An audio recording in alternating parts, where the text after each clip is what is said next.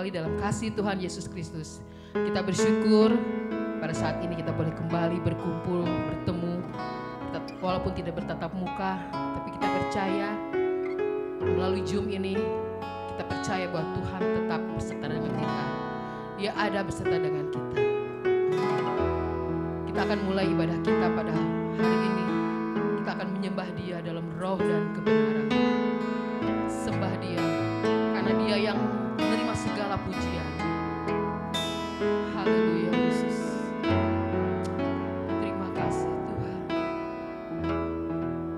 Hanya dekat Allah. Hanya dekat Allah, rasa tenang hatiku, Kau sertai jalanku sepanjang hidupku.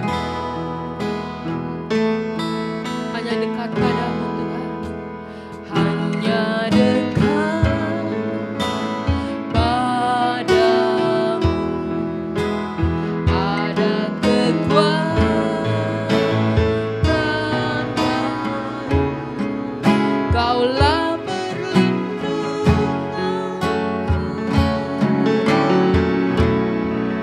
keselamatanku.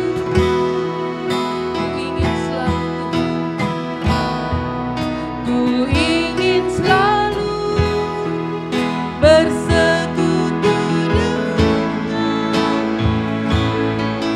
menikmati hadiratmu. Biarlah Roh-Mu tinggal dalam hidupku. Sungguh indah bersamamu selamanya.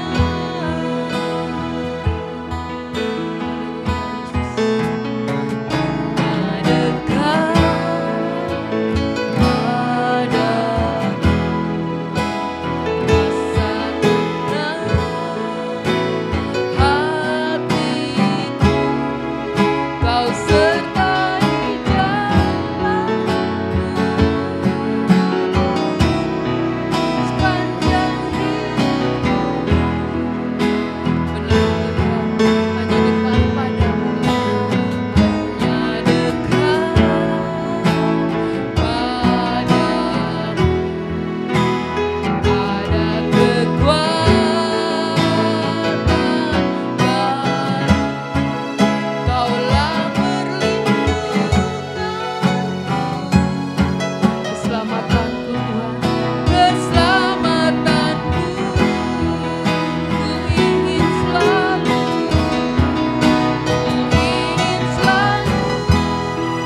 bersekutu denganmu,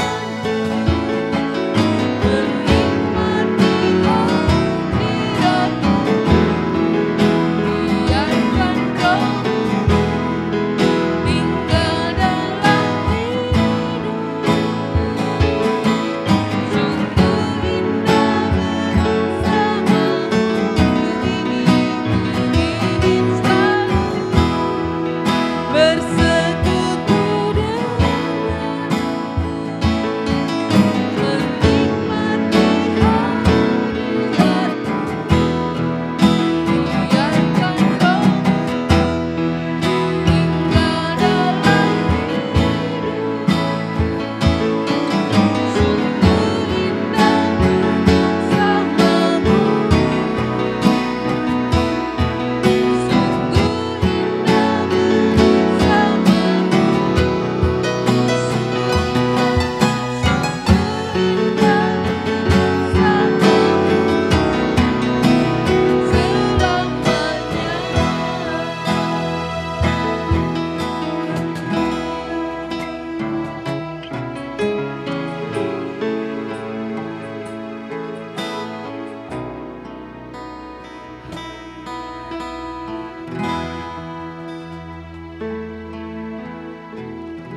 Benar Tuhan, hanya dekat Allah saja aku tenang.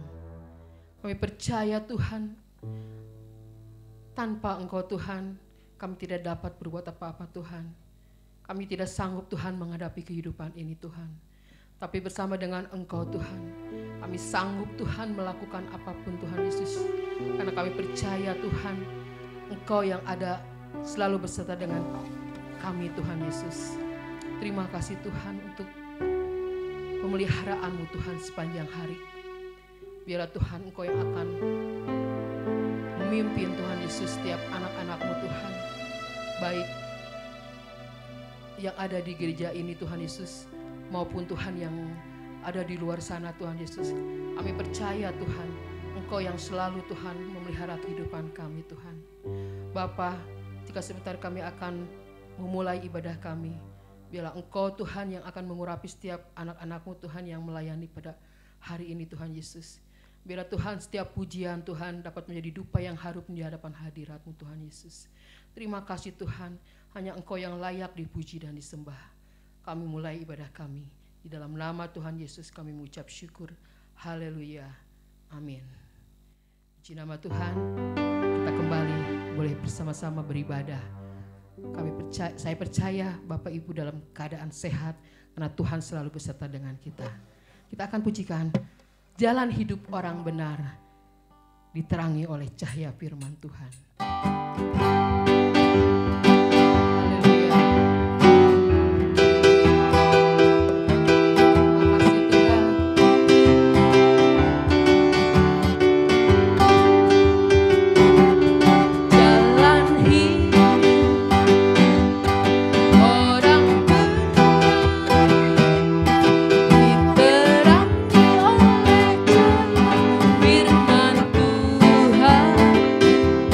Jalan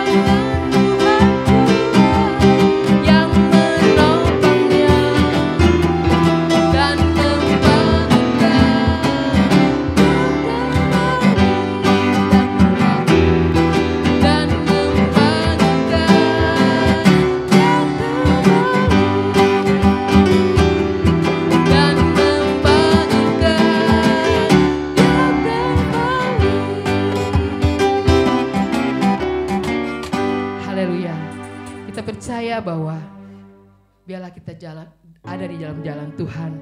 Dan kita percaya bahwa hidup orang benar akan diterangi oleh cahaya firman Tuhan. Haleluya. Kita akan siapkan hati kita untuk kita boleh menerima kebenaran firman Tuhan. Biarlah setiap firman yang ditabur dapat menjadi rema di dalam kehidupan kita. Kita tidak hanya mendengarkan firman Tuhan, tapi kita melakukan akan setiap firman Tuhan itu.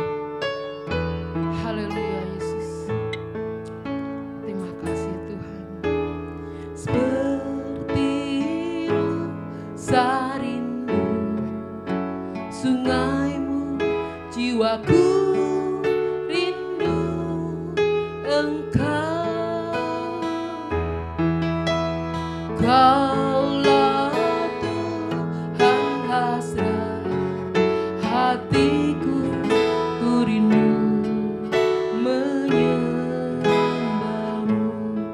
Seperti rusa, seperti rusa rindu sungaimu, jiwaku rindu Engkau.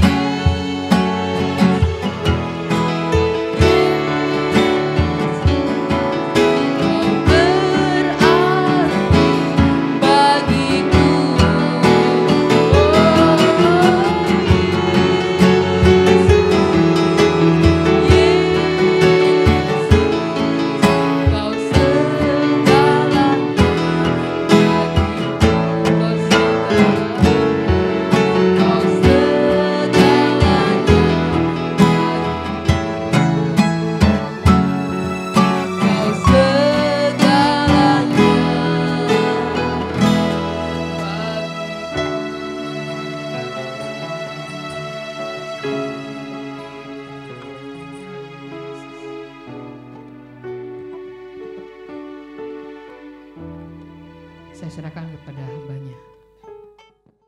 Shalom, selamat hari Minggu Bapak Ibu Saudara sekalian. Bersyukur kalau sampai hari ini kita masih diberikan kesehatan dan kekuatan oleh Tuhan untuk bisa bersama-sama beribadah. Sebelum kita mau mendengarkan kebenaran firman Tuhan, mari terlebih dahulu kita berdoa. Allah Bapa kami yang bertahta dalam kerajaan surga Tuhan, kami bersyukur untuk hari ini di mana kami boleh beribadah kembali walaupun secara online. Kiranya Roh Kudus mau membantu kami untuk bisa mengerti dan memahami akan firman Tuhan yang disampaikan, agar supaya juga kami bisa melakukannya dalam kehidupan kami sehari-hari. Berkati hamba-Mu yang akan memberitakan firman Tuhan, kiranya setiap kata-kata yang keluar itu adalah isi dari hati Tuhan. Kami menyerahkan ibadah kami ini ke dalam tangan-Mu. Di dalam nama Yesus Kristus kami berdoa. Haleluya. Amin. Bapak Ibu Saudara sekalian, judul perenungan kita pada hari ini adalah tetap beriman di dalam ujian ataupun pencobaan yang terdapat di dalam Surat Yakobus pasal yang pertama ayat 2 sampai 8. Yakobus pasal 1 ayat 2 sampai 8. Judul perikopnya adalah iman dan hikmat. Saudara-saudaraku, anggaplah sebagai suatu kebahagiaan apabila kamu jatuh ke dalam berbagai-bagai pencobaan. Sebab kamu tahu bahwa ujian terhadap imanmu itu menghasilkan ketekunan. Dan biarkanlah ketekunan itu memperoleh buah yang matang, supaya kamu menjadi sempurna dan utuh dan tak kekurangan suatu apapun. Tetapi apabila di antara kamu ada yang kekurangan hikmat, hendaklah ia memintakannya kepada Allah yang memberi kepada semua orang dengan murah hati dan dengan tidak membangkit-bangkit, maka hal itu akan diberikan kepadanya.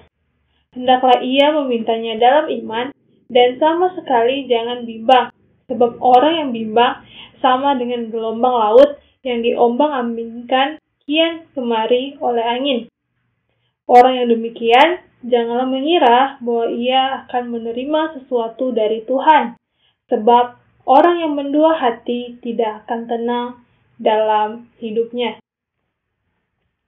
Saudara-saudara, ketika kita berada dalam satu masa mengalami sebuah pencobaan atau ujian yang berat dalam hidup, tentunya orang-orang di sekitar kita akan memberikan kata-kata penguatan ataupun semangat untuk kita bisa melewati masalah yang sedang terjadi tersebut. Namun, pernahkah saudara-saudara sekalian ada orang yang mengatakan begini, berbahagialah kamu karena menghadapi masalah. Berbahagialah kamu karena mendapatkan masalah di dalam hidup ini. Jika ada orang yang mengatakan seperti itu, apa yang Bapak Ibu Saudara sekalian rasakan? Mungkin ada banyak yang merasa orang tersebut tidak memahami rasanya ketika ia mengalami masalah. Atau mungkin ada yang marah dan tidak suka karena ucapan tersebut. Tetapi di sini kita belajar dari Yakobus bahwa pencobaan ataupun ujian yang kita alami ini haruslah dianggap sebagai sebuah kebahagiaan. Memang jika kita pikirkan secara manusia, ini tidak masuk akal. Tetapi kita harus mengubah perspektif kita dari sudut pandang Allah dan firman Tuhan agar supaya bisa merubah pandangan kita akan masalah. Firman Tuhan hari ini akan meneguhkan kita bagaimana kita menjalani kehidupan yang penuh dengan persoalan ini. Namun terlebih dahulu, mari kita sama-sama belajar bagaimana latar belakang dari surat Yohanes ini agar supaya kita memahami maksud dari teks yang ditulis. Surat Yakobus ini, kitab ini merupakan bagian dari surat-surat umum, berbeda dengan surat Paulus yang ditujukan kepada satu jemaat lokal tertentu, tetapi surat ini ditujukan kepada orang-orang yang bukan hanya di satu tempat, melainkan di berbagai tempat. Jadi lebih umum. Di dalam pasal yang pertama, di ayat yang pertama dikatakan, salam dari Yakobus, hamba Allah dan Tuhan Yesus Kristus kepada kedua belah suku di perantauan.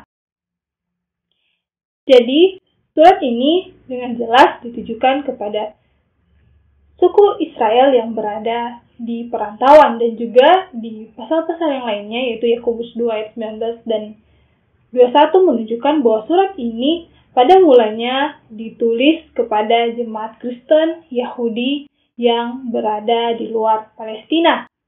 Mungkin penerima surat pertama ini termasuk orang-orang yang bertobat di Yerusalem dalam Kisah Para Rasul, dan juga orang-orang yang bertobat setelah kematian Stefanus di Kisah Para Rasul pasal yang ke-8. Sehingga dari penulisan suratnya ini kita bisa melihat bahwa orang yang menulis kitab ini, surat ini adalah Yakobus, saudara tiri dari Yesus Kristus yang saat itu menjadi pemimpin gereja di Yerusalem. Tujuan dari Yakobus menulis surat ini kepada para jemaatnya, kepada kedua belah suku di perantauan ini adalah pertama, untuk membangun semangat orang percaya Yahudi ini yang sedang mengalami penderitaan dengan berbagai pencobaan untuk menguji iman mereka kepada Kristus. Dan yang kedua adalah untuk memperbaiki berbagai pengertian mereka yang salah mengenai sifat iman yang menyelamatkan.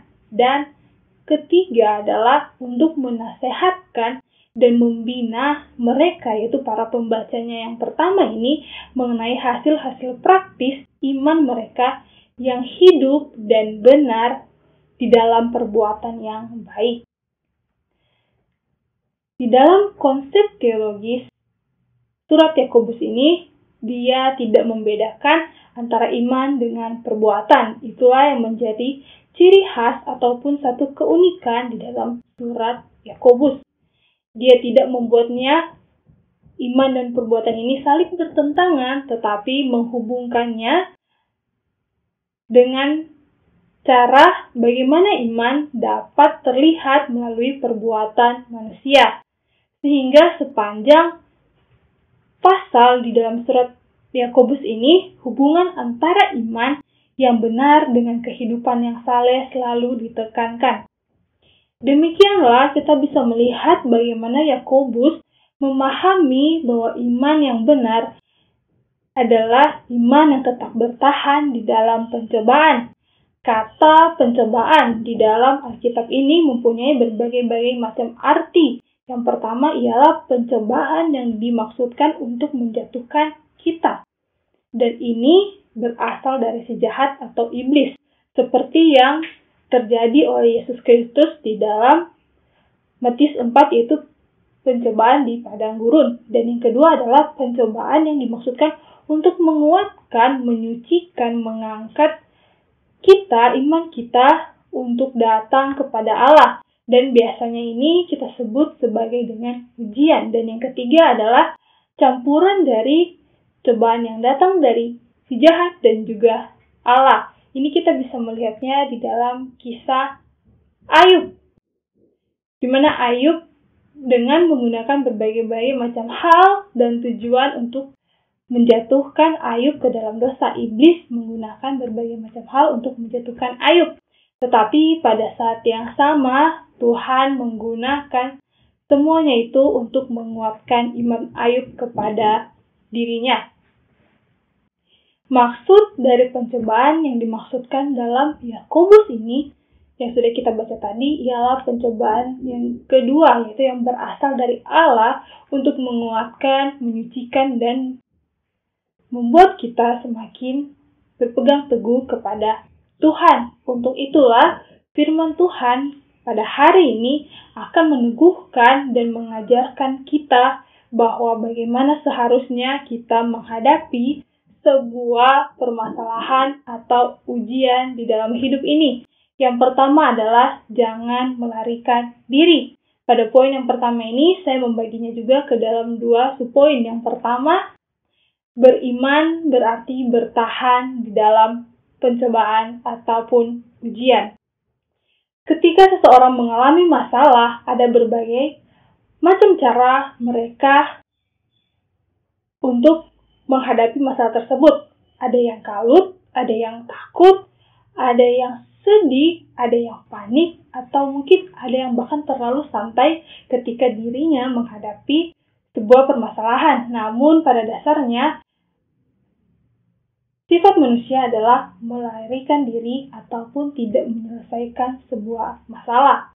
Biasanya orang-orang yang lari dari masalah ini mempunyai kecemasan dan perasaan yang tidak mampu dalam menghadapi situasi. Dia memilih cara paling mudah bagi dirinya, yaitu menghindar dari sumber tekanan. Menurut psikologi, keadaan mental manusia memang secara alamiah memang adalah menghindar ataupun run. Tetapi ada juga beberapa orang yang sifatnya yang paling dominan adalah menyelesaikan masalah yang ada atau fight. Sehingga, Bapak Ibu Saudara sekalian, dalam perikop yang kita baca ini, tidak ada opsi untuk melarikan diri. Yang ada hanyalah melewati masalah dengan perasaan yang bahagia, menyelesaikan masalah yang ada dengan suatu perasaan yang gembira. Kata bahagia di ayat 2, kebahagiaan ini dalam bahasa aslinya adalah kara, yang artinya cheerfulness ataupun joyful. Bahagia di sini bukan hanya sekedar bahagia, melainkan bahagia yang benar-benar timbul dari dalam hati, yaitu merupakan sebuah perasaan senang dan juga bangga akan apa yang dia alami. Begitu juga dengan kata saudara-saudaraku di ayat yang kedua. Diawali dengan kata ini, tentu Yakobus tidak menunjukkan kata saudara-saudaraku kepada sembarangan orang, kepada semua orang, melainkan kata ini ditujukan kepada mereka yang sudah menerima Kristus sebagai juru selamat mereka, yang telah percaya kepada Kristus. Tentu ini juga termasuk dengan kita saat ini, karena kita telah mengaku percaya kepada Kristus. Lalu, bagaimanakah cara kita menganggap pencobaan ini menjadi sebuah kebahagiaan? Yang pertama adalah kita harus menanamkan dalam pikiran kita kalau pencobaan yang ada di dalam hidup ini yang mungkin sedang kita alami adalah karena Allah yang supaya kita menjadi anaknya yang kuat. Buanglah semua pemikiran tentang ketika kita mengalami satu masalah ataupun pencobaan dalam hidup ini, itu karena kita melakukan sesuatu yang salah ataupun yang tidak berkenan di hadapan Tuhan. Karena kita harus ingat bahwa pencobaan ini ada untuk Tuhan menguatkan iman kita. Dan yang kedua adalah kita harus melihat dari sisi firman Tuhan dan bukan dari penglihatan manusia. Seperti yang tertulis di dalam Roma 8 ayat 28 bahwa Allah turut bekerja dalam segala sesuatu untuk mendatangkan kebaikan bagi orang-orang yang mengasihi Dia. Dan yang ketiga adalah kita harus bisa menaklukkan perasaan kita. Biasanya ketika kita mengalami masalah, maka kecenderungan hati kita akan kecewa, menangis, dan bahkan putus asa. Namun, kita tidak boleh kalah akan perasaan yang ada di dalam diri kita, seperti yang dituliskan dalam Amsal 17 ayat 22, yang mungkin banyak dari kita tahu, yaitu hati yang gembira adalah obat yang manjur, tetapi semangat yang patah mengeringkan tulang. Untuk itulah kita harus berbahagia sebagai orang percaya, kita harus mengontrol emosi kita, perasaan kita, agar kita bisa menjalani ujian hidup ini dengan berbahagia. Poin yang kedua dari jangan melarikan diri adalah orang yang beriman akan menerima hasilnya. Di ayat yang ketiga, sebab kamu tahu bahwa ujian terhadap imanmu itu menghasilkan ketekunan. Iman adalah anugerah yang diberikan oleh Allah kepada manusia secara cuma-cuma. Semakin sering iman ini, anugerah ini diuji dalam penderitaan, maka akan semakin kuat anugerah itu bertumbuh dan berkembang dan semakin terasa di dalam hidup kita. Jika kita masih berada di zona nyaman kita, seringkali iman kita itu seperti tertidur dan malah kita tidak menggantungkan kehidupan kita di dalam Tuhan. Justru sebaliknya, ketika kita mengalami satu permasalahan, maka disitulah titik kita menyerahkan semuanya, harapan kita, pergumulan kita di dalam tangan Tuhan. Sehingga dari sini kita diingatkan oleh Yakobus bahwa kita harus merasa bahagia ketika mengalami pencobaan ataupun ujian, karena semuanya ini diberikan Tuhan untuk kebaikan kita, agar supaya iman kita bisa bertumbuh dan menghasilkan ketekunan di dalam Yesus Kristus.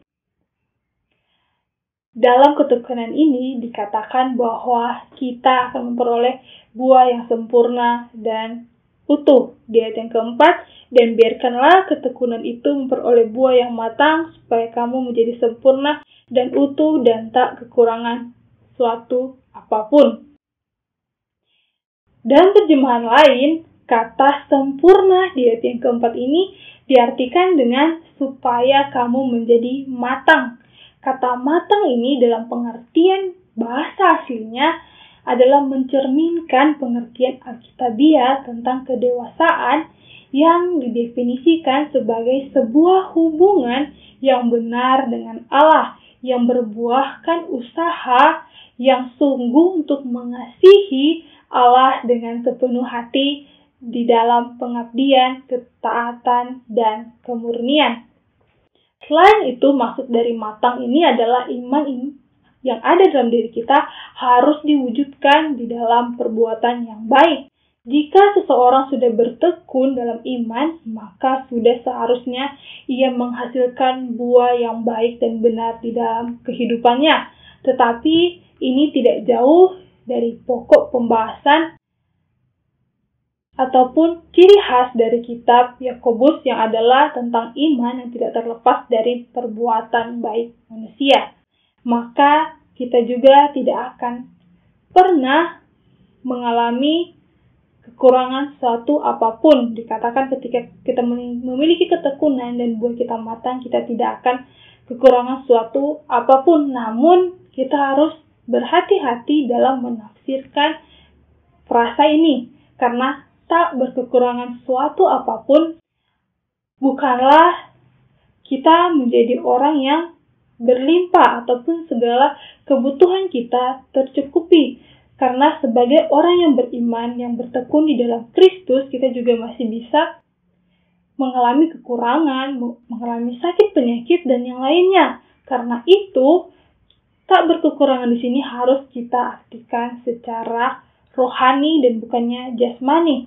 Karena apa? Tidak berkekurangan ini artinya di dalam Tuhan kita akan selalu terpuaskan, sama seperti emas yang harus dibakar sehingga supaya menjadi murni melalui berbagai proses dan jadilah emas yang murni, dan juga dibaratkan sebagai pohon anggur yang harus dibersihkan dan dipangkasi agar supaya berbuah lebih banyak dan baik.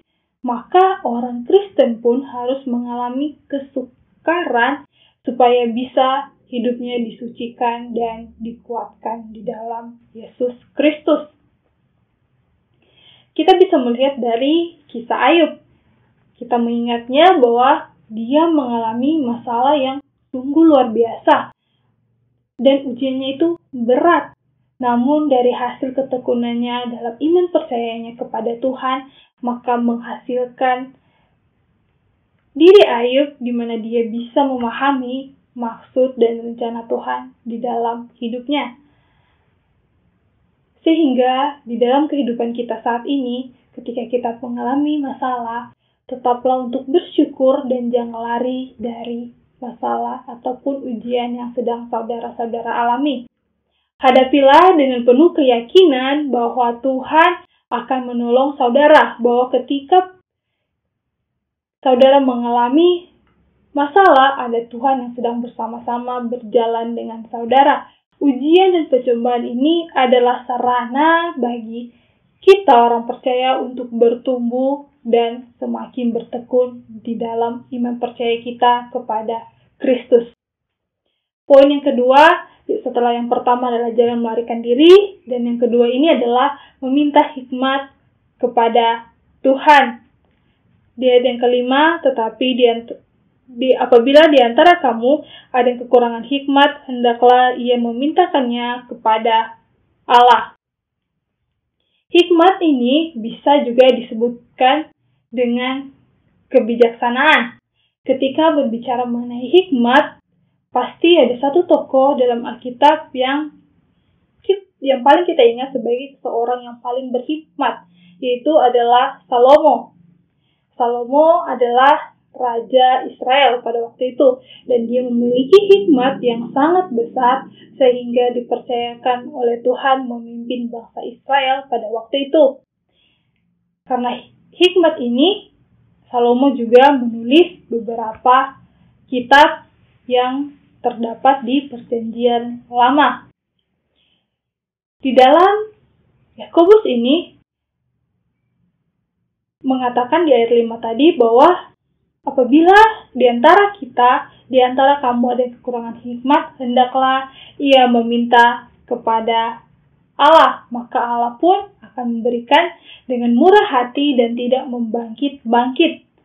Dalam hal ini, Yakobus mau mengingatkan kepada para pembaca bahwa hikmat ini berasal dari Allah dan harus kita minta karena Allah lah yang akan memberi kita hikmat.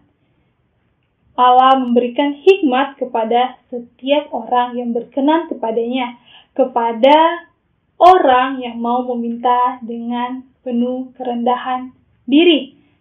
Bagaimana cara kita meminta hikmat ini kepada Allah? Tentu kita harus mengingat kembali bahwa ciri khas dari Yakobus adalah iman dan perbuatan. Jadi ketika kita meminta hikmat, kita harus berdoa dengan penuh kesungguhan hati kepada Tuhan untuk meminta hikmat. Dasar dari hikmat yang sebenarnya ialah seperti yang tertulis di atas mengenai konsep iman yang dituliskan oleh Yakobus. Di dalam penjelasannya ini, iman dapat diukur dari seberapa mampu seseorang menghadapi ujian yang dipercayakan oleh Tuhan terjadi di dalam hidupnya. Dari keteguhan hati merupakan tolak ukur dari iman yang dimiliki oleh seseorang. Iman diuji melalui pengalaman hidup seseorang bersama dengan Tuhan. Begitu juga dengan hikmat.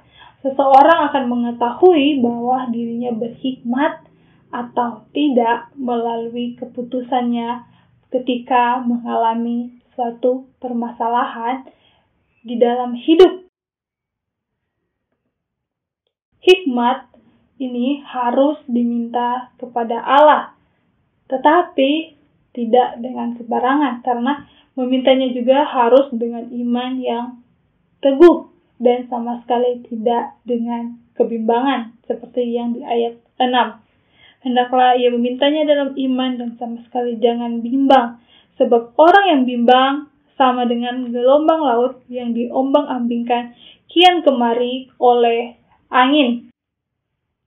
Orang yang bimbang sama halnya dengan orang yang tidak yakin ataupun tidak tahu apa yang ia minta.